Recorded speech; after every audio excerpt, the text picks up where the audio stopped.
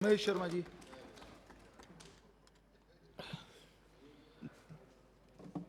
धन्यवाद आदरणीय सभापति जी। वर्ष 2022-23 की नागर विमानन संबंधित अनुदान मांगों पर चर्चा के लिए आज मुझे मेरी सरकार ने मौका दिया है। मैं आपका धन्यवाद देता हूं। मेरा सौभाग्य है कि पिछली सरकार में यशस्वी प्रधानमंत्री नरेंद्र मोदी जी के सानिध्य में राज्य मंत्री नागर विमान मंत्रालय में रहने का मुझे मौका मिला। आज के इस युग में नागर विमानन क्षेत्र का बहुत बड़ा महत्व है, इसमें कोई दो राय नहीं है। चाहे वो पर्यटन हो, चाहे विकास हो, चाहे औद्योगिक जगत हो, इन सब में इसका बहुत बड़ा महत्व है। इसमें पिछली सरकारों ने इस क्षेत्र में पर्याप्त ध्यान नहीं दिया और हवाई यातायात कुछ क्षेत्रों तक, कुछ शहरों तक, प्रमुख शहरों तक ही सीमित रह गया। हमारी सरकार का हमारे प्रधानमंत्री जी का एक सपना था कि इस देश में रहने वाला आम आदमी भी नागरिक विमान मंत्रालय की सेवाओं से जुड़ सके और हवाई जहाज में उड़ सके। मैं भी एक छोटे से गांव से आता हूं। बच्चा था, मेरा गांव एयर कॉरिडोर में आता है। हम बच्चे जब एकत्रित होते थे तो ऊपर से जब हवाई जहाज उड़ते थे तो हम उसे चील गाड़ी कहते थे, और उस चील गाड़ी को देखते हुए ये मन में भाव आता था कि ना जाने इस जन्म में कभी हमारी किस्मत में शायद इस हवाई जहाज की आवाज़ सुनना और इसको हाथ हिलाकर बाय करना ही लिखा होगा, लेकिन इस हवाई जहाज में बैठने का सपना भी क्या कभी हमारा सपना पूरा हो पाएगा, ये मन के भाव होते थे। लेकिन आज हमारे प्रधानमंत्री जी की सोच और उस संकल्प के कारण आज हवाई चप्पल पहनने वाला व्यक्ति भी हवाई जहाज में उड़ सकता है और उड़ रहा है। ये एक बहुत बड़ी कल्पना थी हमारे प्रधानमंत्री जी की और एक सपना था जो साकार होता नज़र आ रहा है। मैं धन्यवाद देता हूं प्रधानमंत्री जी की सोच को और बधाई देता हूं 130 करोड़ देशवासियों को कि एक ऐसा प्रधानमंत्री हमें मिला है, एक ऐसी सरकार देशवासियों ने बनाई है। महोदय, आज़ादी के 70 वर्षों में 2014 में हमारी सरकार बनी। 67 वर्ष बनाम 7 वर्ष, 67 वर्षों में मात्र 75 हवाई पट्टियां ऐसी थी जिन पर हवाई उड्डयन होता था, हवाई जहाज उतरते जाते थे।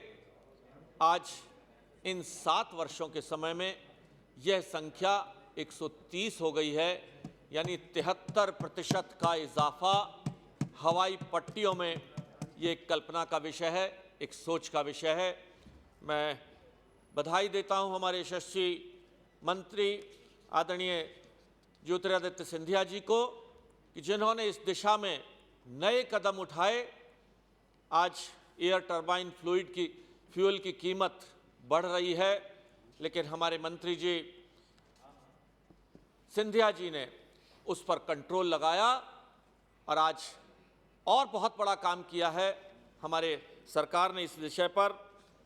आज जिस बात की चिंता भाई रवनीत जी कर रहे थे और पूरे देश नहीं पूरे विश्व में जिस घटना ने हमारी पहचान बनाई है, 22 हजार से भी ज़्यादा भारतवासियों को, छात्र जिनमें बड़ी संख्या में थे, जब एक तरफ बम, गोले और मिसाइलें चल रही हों और उन बच्चों को, उन नागरिकों को वापस हमारे देश में लाने का जो काम हमारी सरकार ने हमारे प्रधानमंत्री जी के नेतृत्व में किया है, जिसकी पूरे देश में नहीं पूरे विश्व में सराहना हो रही है। और आज ये खाली एक जुमला नहीं रह गया है कि मोदी है तो मुमकिन है, ये साकार होता नजर आ रहा है। ये वक्तव्य बहुत लोगों को चिंता थी। एक तरफ भारत अमेरिका जैसे देश के साथ क्वाड का सदस्य था, दूसरी तरफ रूस था, यूक्रेन जैसा देश था। हमने अपनी तटस्थ नीति का पालन करते हुए और अपने विदेश नीति के साथ साथ चलते हुए किन परिस्थितियों के अंदर हमारी सिर्फ एयर इंडिया ही नहीं और भी हमारी एयरलाइंस इंडिगो, स्पाइस जेट और सभी एयरलाइंस ने भी इसमें सहयोग दिया। मैं बधाई देता हूं सदन के माध्यम से अपने उन लोगों को भी, उन एयरलाइंस को भी, जिन्होंने इस राष्ट्रीय नहीं अंतर्राष्ट्रीय संकट के समय में ये एयरलाइंस खड़ी रही। हमारी देश की बेटियां, उन्होंने एक बहुत बड़ा योगदान दिया। गर्व से सीना ऊंचा हो जाता है जब भारत की बेटी पायलट बनकर उस जहाज में गई और युद्ध क्षेत्र में जाकर अपने उन भारतवासियों को निकाल कर लाई।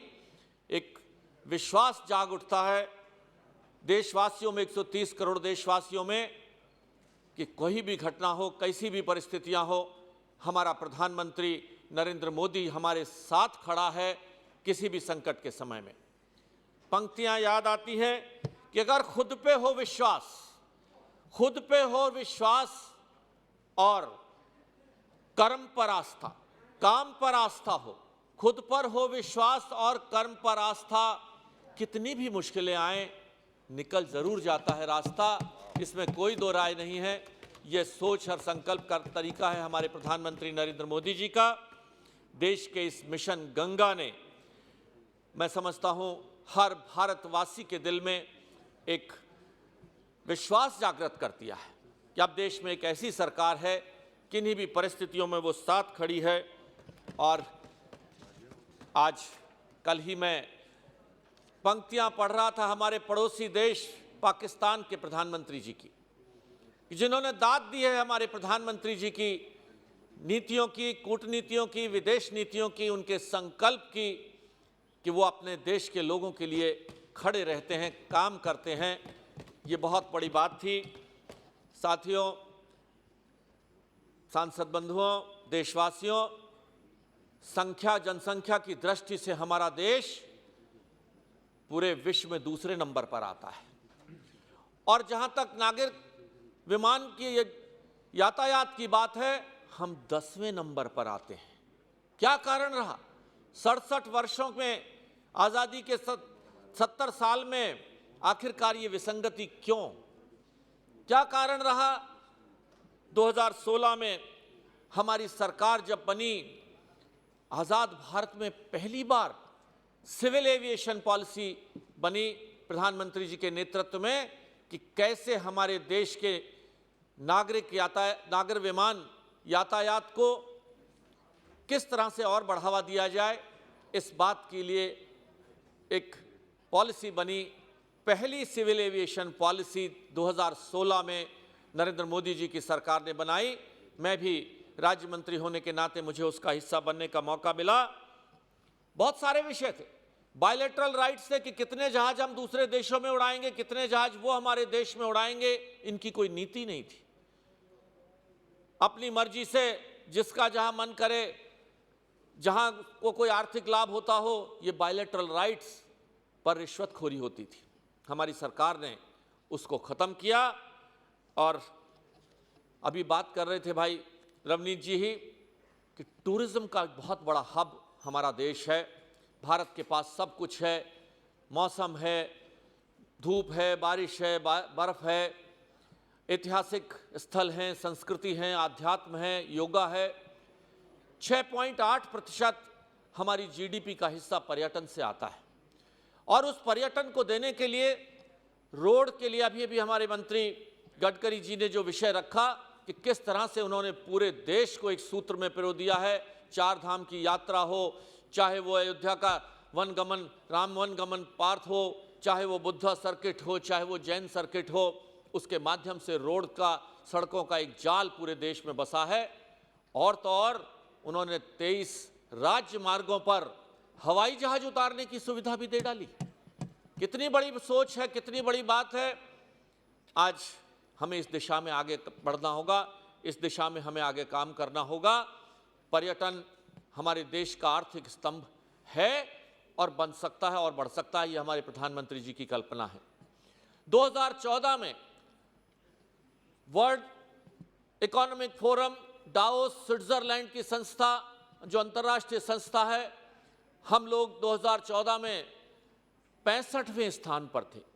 2015 में 25 स्थान ऊपर आकर हम 40वें स्थान पर हो गए और अब हम 34वें स्थान पर हैं। उस पर्यटन की दृष्टि से अगर हमें आगे बढ़ना है तो हमें हवाई यातायात को नई पहचान देनी होगी, नई दिशा देनी होगी, और उसके साथ साथ रोड ट्रांसपोर्ट भी अगर बढ़ेगा, खास तौर पर स्पिरिचुअल टूरिज्म। आज विश्व में सबसे अधिक, अगर हम बात करें वेटिकन सिटी की बात करें, जहां सबसे ज़्यादा टूरिस्ट धार्मिक पर्यटन के लिए जाते हैं, सऊदी अरब में जाते हैं, तिरुपति बालाजी दर्शन के लिए जाते हैं, वैष्णो देवी दर्शन के लिए जाते हैं, और उस धार्मिक पर्यटन में नई कल्पना की सोच, भगवान राम का दिव्य मंदिर, भव्य मंदिर बनाने की कल्पना शायद हमारी पीढ़ी के लोगों ने कही नहीं थी। ये हमारे प्रधानमंत्री जी की सोच थी, हमारे मुख्यमंत्री योगी आदित्यनाथ जी की कल्पना थी, उनकी काम करने का तरीका था कि आज भव्य राज मंदिर का सपना पूरा होता जा रहा है। और उससे पहले कि भव्य राम मंदिर बने, उससे पहले अंतर्राष्ट्रीय हवाई अड्डा भी अयोध्या के अंदर बनेगा। आज उत्तर प्रदेश जैसे विशाल देश में 5 अंतर्राष्ट्रीय हवाई अड्डे बनने जा रहे हैं। ये बहुत बड़ी बात है। माननीय सभापति जी, हमारे प्रधानमंत्री जी का जो सपना था, उस सपने के तहत हवाई चप्पल पहनने वाला व्यक्ति 1 घंटे की उड़ान के लिए मात्र 2500 रुपये में, मात्र 2500 रुपये में वो हवाई यात्रा कर सकता है, जो शायद फर्स्ट क्लास की रेलवे की टिकट से भी किराया कम है। ये बहुत बड़ी सोच थी, ये बहुत बड़ी बात थी कि देश का आम आदमी उड़े। उड़ान जिस योजना का नाम दिया गया, उस योजना में 65 हवाई अड्डे अभी तक जुड़ चुके हैं, और 8 हेलीपोर्ट और 2 वाटर एरोड्रोम भी गुजरात में हैं, जिनमें हवाई जहाज पानी पे उतरेंगे। ये बहुत बड़ी हमारी प्रगति है, और इसमें सोच है कि 2024 तक हम इन हवाई अड्डों की संख्या 65 से बढ़ाकर 100 करने जा रहे हैं। ये भी हमारी कल्पना है। 403 रूटों पर ये उड़ान की हमारी 2500 रुपये वाली गरीब के लिए जो योजना है, आम आदमी के लिए जो योजना है, ये लागू हो चुकी है। 1,70,298 उड़ानें इन रूटों पर उड़ान भर चुकी हैं, और लगभग 87,80,000 यात्रियों ने हवाई यात्रा इस उड़ान के माध्यम से की है। इस योजना के अंतर्गत उन शहरों को जोड़ा गया है जहां अब तक उड़ान की सुविधा नहीं होती थी। ये एक बहुत बड़ी कल्पना है। हमारी सरकार द्वारा एयर इंडिया के निवेश का जो शुरुआत की गई है, इसमें कहीं ना कहीं हमारी पिछली सरकारों की नीतियों के कारण आज ये स्थिति पैदा हुई। 1953 में उस वक्त की तत्कालीन सरकार ने जिस तरह राष्ट्रीयकरण किया गया था, टाटा समूह से वह एयर इंडिया ली गई थी। आज पूरी पारदर्शी तरीके से आज उसी टाटा सन्स को ये एयर इंडिया वापस की गई है, बिल्कुल पारदर्शी तरीके से, और मजबूर हो गए थे हम ऐसा करने के लिए। स्थितियां ऐसी हो चुकी थी। 111 हवाई जहाज उस वक्त की सरकारों ने ऑर्डर दिए थे खरीदने के लिए, जिसमें से 68 हवाई जहाज खरीद लिए गए थे। 50,000 करोड़ का कर्ज एयर इंडिया पर हो चुका था, और अब ये कर्ज मार्च 2021 तक बढ़कर 77,900 करोड़ रुपए का हो चुका है। अब हमारे प्रधानमंत्री जी की जो सोच है कि government has no business to do business, सरकार का काम सेवा करना है, सरकार का काम व्यापार करना नहीं है, सरकार का काम कमाई करना नहीं है। सरकार ने अपनी उसी नीति के तहत आज एयर इंडिया को वापस किया है, उसी टाटा सन्स के माध्यम से, और मैं समझता हूं ये एक बहुत बड़ी सोच थी सरकार ने जो कदम उठाए हैं। माननीय सभापति जी, आज भ्रष्टाचार की जिसकी बात भाई रमनीत जी कर रहे थे, अभी हमारी 2 संस्थाएं हैं, DGCA। मैं बताना चाहता हूं कि DGCA अब पूर्णतः ऑनलाइन है। कोई भी परमिशन, जो पायलटों की जो स्थिति उन्होंने बताई है, उसका भी मैं जवाब दूंगा। वैसे चाहूंगा कि मंत्री जी इसका जवाब दें इस विषय का, लेकिन DGCA इस वक्त पूर्ण तरह ऑनलाइन है। वहाँ की सभी सुविधाएं लगभग ऑनलाइन हैं। जिन पायलटों की वो बात कर रहे हैं, पायलटों की कमी थी इस देश के अंदर, इसमें कोई दो राय नहीं थी, और पायलट प्राइवेट कंपनियों में कंपटीशन होने के कारण हर महीने छोड़ कर दूसरी कंपनियों में चले जाते थे। कोई भी संस्था के लिए संभव नहीं था। पायलट किसी सब्जी मंडी में नहीं मिलते, किसी बाजार में नहीं मिलते हैं। पायलट दूसरा हवाई जहाज को चलने के कराने के लिए कोई एक निश्चित अवधि, 3 महीने, 4 महीने, 6 महीने, जो भी समय था, एक ऐसा समय सभी सेवाओं में रखा जाता है, इस सेवा को समझते हुए व्यवस्था रखी गई थी। बहुत बड़ा भ्रष्टाचार का अड्डा था हाइट क्लियरेंस। एयरपोर्ट पर हाइट क्लियरेंस देने के लिए एक बहुत बड़ी भ्रष्टाचार की जड़ थी वो बिल्डिंग हाइट। जहां जहां एयरपोर्ट थे, बड़े शहरों में जहां हवाई जहाज उड़ते थे, एक भ्रष्टाचार की माफिया बन चुका था। हमारी सरकार ने जब प्रधानमंत्री जी को यह पता चला तो उन्होंने कहा कुछ नहीं, इसको ऑनलाइन करिए। और ऑनलाइन करने के साथ साथ अब बिल्डिंग का मालिक बिल्डर अपने आप अपने डाटा वहां पर फीड कर कर अपनी बिल्डिंग की हाइट निर्धारित करता है। सरकार का और अधिकारियों का रोल इसमें से खत्म हो चुका है। यह हमारी सरकार की नीति है कि पारदर्शिता से हम किस तरह से इस देश को हम आगे बढ़ाएंगे। आदरणीय नरेंद्र मोदी जी के नेतृत्व में मुझे ध्यान है जब 2014 में हमारी सरकार बनी और मैं स्वयं राज्य मंत्री के रूप में नागरिक उड्डयन मंत्रालय में गया, मुझे ज्ञात हुआ, फाइलें जब खोली तो हमारी एक संस्था है इकाओ, इंटरनेशनल सिविल एविएशन ऑर्गेनाइजेशन, उन्होंने वार्निंग दे रखी थी भारत सरकार को कि दिल्ली का हवाई अड्डा 2023 तक अपनी पूर्ण सैचुरेशन पर आ चुका होगा, इसके तैयारियां पहले से की जाए। आज हम देखते हैं जब जब दिल्ली हवाई अड्डे पर लैंडिंग का समय आता है, लैंडिंग नहीं मिलती, आधा घंटे, पौन घंटे, 1 घंटे हवाई जहाज ऊपर ही मंडराता रहता है। लाखों लीटर एयर टर्बाइन फ्यूल का नुकसान होता है, लाखों करोड़ों रुपए का नुकसान होता है, प्रदूषण होता है, समय की बर्बादी होती है। उसके लिए उस फाइल को दबाकर रख दिया गया। जब हमने इस फाइल को निकलवाया प्रधानमंत्री जी के निर्देश पर, तो उस वक्त की सरकारें, जो पिछली सरकारों की मानसिकता के अधिकारी थे, जब हमने उनसे यह सवाल पूछा कि दिल्ली की जनसंख्या 2 करोड़ से ऊपर है, एनसीआर की मेरठ से लेकर गुड़गांव से लेकर इधर मथुरा तक लेकर जनसंख्या लगभग 6 करोड़ है। आज न्यूयॉर्क जैसे देश जिसकी जनसंख्या मात्र 80 लाख है, 3 हवाई अड्डे हैं। वाशिंगटन डीसी की जनसंख्या मात्र कुछ 10 लाखों के अंदर है, उसमें भी 3 हवाई अड्डे हैं। आखिरकार देश की राजधानी दिल्ली के अंदर एक ही हवाई अड्डा क्यों है, और क्या उसके आगे के लिए हमने कोई व्यवस्था करी है? एक हवाई अड्डा एक दिन में नहीं बन जाता जी। हवाई अड्डा बनने के लिए 8 से 10 साल का समय लगता है। क्या उसकी कोई सोच बनी, कोई योजना बनी? अधिकारी बोले साहब दिल्ली के पास तो इतनी जगह ही नहीं है। हमने कहा दिल्ली के पास नहीं तो दिल्ली से बाहर जाएंगे। जेवर का आया, भिवाड़ी का आया, रोहतक का प्रस्ताव आया और कई जगह के प्रस्ताव आए कि एनसीआर क्षेत्र में एक हवाई अड्डा बनना चाहिए, वरना दिल्ली के हवाई अड्डे की जो आज स्थिति है, कायदे से आज हमारे पास एक हवाई अड्डा तैयार होना चाहिए था। प्रधानमंत्री जी ने आदेश दिया कि तुरंत इस काम को किया जाए, इसकी गति बढ़ाई जाए। उस वक्त प्रदेश में हमारी सरकार नहीं थी, उस वक्त प्रदेश में समाजवादी पार्टी की सरकार थी और प्रदेश की सरकारों के साथ एक ये विषय था कि भूमि अधिग्रहण का काम प्रदेश की सरकारें करती हैं। जब हमने उनसे पूछा तो उन्होंने कहा इस हवाई अड्डे को तो हम आगरा ले जाना चाहेंगे। हमने कहा आगरा ले जाना चाहोगे, लेकिन हवाई अड्डा तो एनसीआर को चाहिए, दिल्ली को चाहिए। आगरा का हवाई अड्डा दिल्ली के इस हवाई अड्डे की कमी को पूरी नहीं कर पाएगा। अधिकारी उस पुरानी मानसिकता के थे। अधिकारियों ने अड़चने लगाना शुरू किया, अड़चने दिखाना शुरू किया कि साहब 150 किलोमीटर के अंदर दूसरा हवाई अड्डा नहीं बन सकता। यहां से जेवर हवाई अड्डा मात्र 70 किलोमीटर दूर है, नहीं बन सकता। हमने कहा दिखाइए कौन सा कानून है। हमारी सरकार ने उसमें जांच कराई और ये पाया कि ग्रीनफील्ड हवाई अड्डा जरूरत के अनुसार बन सकता है। और वो हवाई अड्डा आज जेवर हवाई अड्डा आज मेरे कॉन्स्टिट्यूएंसी गौतम बुद्ध नगर के जेवर क्षेत्र में बनने जा रहा है। मैं समझता हूं कि एक बहुत बड़ी जीत है। एशिया का सबसे बड़ा हवाई अड्डा, विश्व के 5 बड़े हवाई अड्डों में जिसका नाम शामिल हो। दिल्ली के हवाई अड्डे से लगभग 2.5 गुना बड़ा होगा, बंबई के हवाई अड्डे से हवाई अड्डा लगभग 3.5 गुना बड़ा होगा। मैं आज इस सदन के माध्यम से माननीय मंत्री जी ज्योतिरादित्य सिंधिया जी बैठे हैं, मैं उनसे ये अपील करता हूं, मांग करता हूं।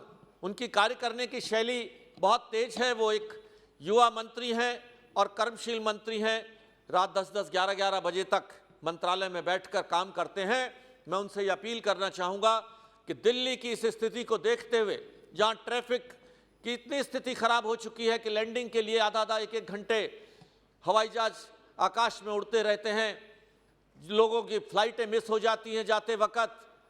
इस हवाई अड्डे को, जेवर के अंतर्राष्ट्रीय हवाई अड्डे को, जो पश्चिम उत्तर प्रदेश नहीं देश का एक गौरवशाली हवाई अड्डा बनेगा, इसको दिसंबर 2023 तक कम से कम एक, हो सके तो 2 हवाई पट्टी इसकी चालू की जाए। हालांकि ये देश का सबसे बड़ा 6 हवाई पट्टी का हवाई अड्डा बनने जा रहा है, लेकिन कम से कम 1 हवाई से 2 हवाई पट्टी दिसंबर 2023 तक, माननीय मंत्री जी, इसे जरूर आप चालू कराएं तो जरूरतें हमारी पूरी होंगी। दिल्ली हवाई अड्डा और साथ के अंदर जेवर हवाई अड्डे के बीच में जिस मोनो रेल का प्रस्ताव है, उस पर भी तेजी से कार्य किया जाए। तो माननीय मंत्री जी, मैं समझता हूं बहुत बड़ी जरूरत हमारी पूरी होगी, इसकी बहुत बड़ी जरूरत है।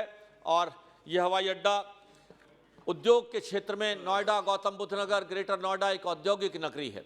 उस औद्योगिक नगरी के कारण विदेशी कंपनियों ने, हमारी सरकार, योगी जी की सरकार ने जो कानून व्यवस्था में जो बदलाव लाए हैं उत्तर प्रदेश में, जो एक सुशासन लाया है, गुंडा माफियाओं का राज जो उत्तर प्रदेश में खत्म हुआ है, उसके कारण विदेशी निवेश बहुत बड़ी मात्रा के अंदर उत्तर प्रदेश में आ रहा है और खासतौर पर गौतम बुद्ध नगर, नोएडा में आ रहा है।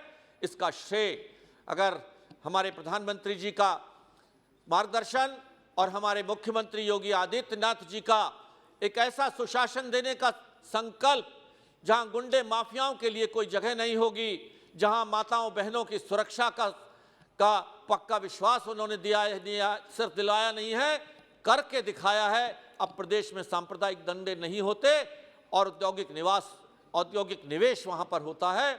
मुझे ध्यान है पिछले 15 वर्षों के अंदर 14 वर्षों के अंदर एक भी विदेशी कंपनियों ने अपना निवेश नहीं किया। इस हवाई अड्डे के कारण और कानून व्यवस्था के कारण अब बड़ी विदेशी कंपनियां वहां निवेश कर रही हैं।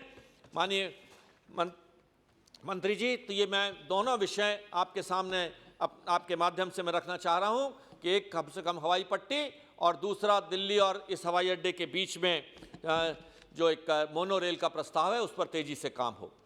अभी विषय उठा, ये बात सच है, ये बात सच है कि इस देश में करीबन 12-13 हज़ार करोड़ रुपए का MRO का बिजनेस है और इसका अधिकतम हिस्सा विदेशों में जाता है। आखिरकार क्यों, किन नीतियों के कारण? आज हमारी सरकार ने उस MRO की जिसकी बात करी है, मेंटेनेंस, रिपेयर एंड ओवरहॉलिंग, आज हवाई जहाज़ों की मरम्मत की जो बात करी है, उनका बहुत बड़ा बिजनेस थाईलैंड, म्यांमार, श्रीलंका जाता था। आज इस जेवर हवाई अड्डे की बात चली है, ये 5000 हेक्टेयर में बनने वाला, और पहले चरण में ही यहाँ कार्गो भी होगा, MRO भी होगा और नागरिक उड्डयन की सुविधा भी इसी हवाई अड्डे से होंगी। और मैं समझता हूँ इससे बहुत बड़ी आमदनी का साधन भी बनेगा और साथ साथ वहाँ के युवाओं को रोजगार मिलेगा। हमारे जो मुख्यमंत्री जी ने एक बहुत बड़ा काम किया है, हमारे योगी आदित्यनाथ जी ने, कि वहाँ लगने वाली सभी फैक्ट्रियों में 40% लोकल बच्चों को वहाँ पर नौकरियाँ मिलेंगी। ये भी एक बहुत बड़ा विषय हमारे मुख्यमंत्री योगी आदित्यनाथ जी के सानिध्य में हुआ है।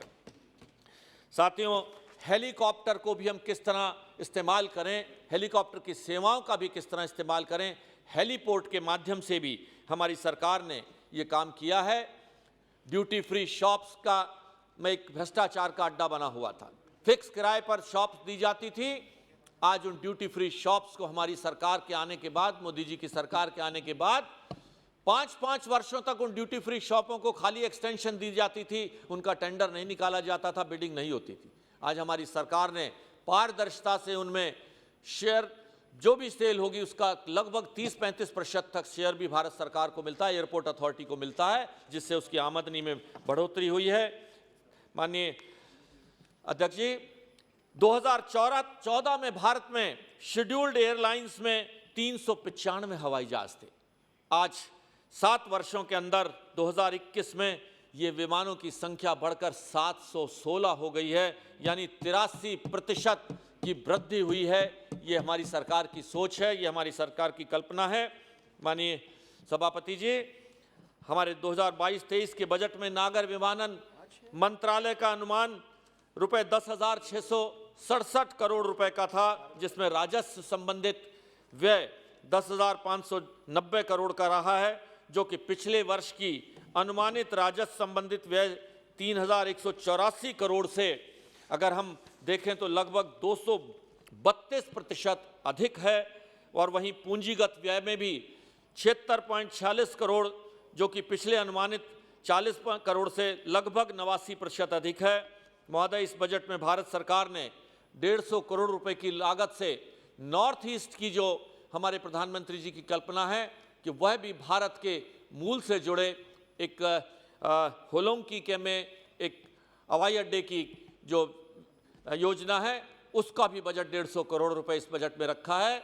हमारी सरकार नागर विमान मंत्रालय और नागर विमान मंत्रालय के माध्यम से नागरिक उड्डयन के लिए किस तरह से, उद्योगों के लिए किस तरह से, पर्यटन के लिए किस तरह से हम अपनी सुविधा का उपयोग करें, ये हमारी सरकार की प्राथमिकता है और मैं समझता हूँ हमारी सरकार इस दिशा में आगे बढ़ रही है। मैं आज इस विषय पर धन्यवाद देता हूँ मेरी पार्टी का, मेरी सरकार का, जो मुझे इस विषय पर बोलने का मौका दिया। आप सबका बहुत बहुत धन्यवाद।